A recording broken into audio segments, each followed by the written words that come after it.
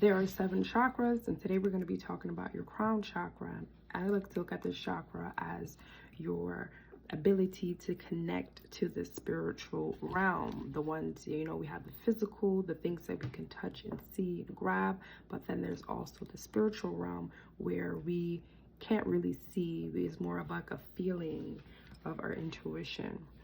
And the benefits of working with this chakra is deepening your understanding, stronger spiritual links, enhancing sense of wonders, experiencing of your higher self, connecting to the divine, and intuitive knowledge. And to know when you have this chakra working in excess, so too much of it, you're too open to anyone who professes to be a religious or spiritual teacher. You may demand teachings that you're not ready to understand. You may be frightened, have frightening visions, or feel like God, angels, saints are talking to only you.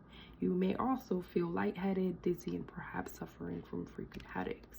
And to know when you're deficient in this chakra, you may tend to have a total absent faith, so no belief system. You may think that people who do have faith are either fools or hypocrites. You may feel isolated or alienated or disconnected from the world. You may be bored or apathetic. And there's different yoga positions, there's different visualizations that you can do. We'll talk about it because it's a little quick video, but I'm doing this I feel like when you write, you kind of get an understanding of where you're at. So I'm going to be talking about the different journal prompts you can, or different questions you can ask, so you can have a better understanding of what areas you need to work with. So I recommend having a little private journal specifically for like your spiritual practices, or getting deeper with knowing yourself.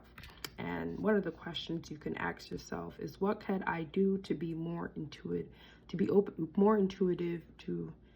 more open to intuitive guidance? So what can I do to be more open to intuitive guidance?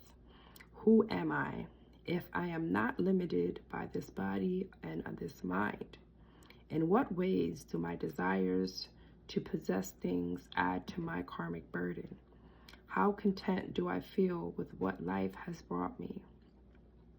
In what ways do I or could I celebrate the mystical in my everyday life?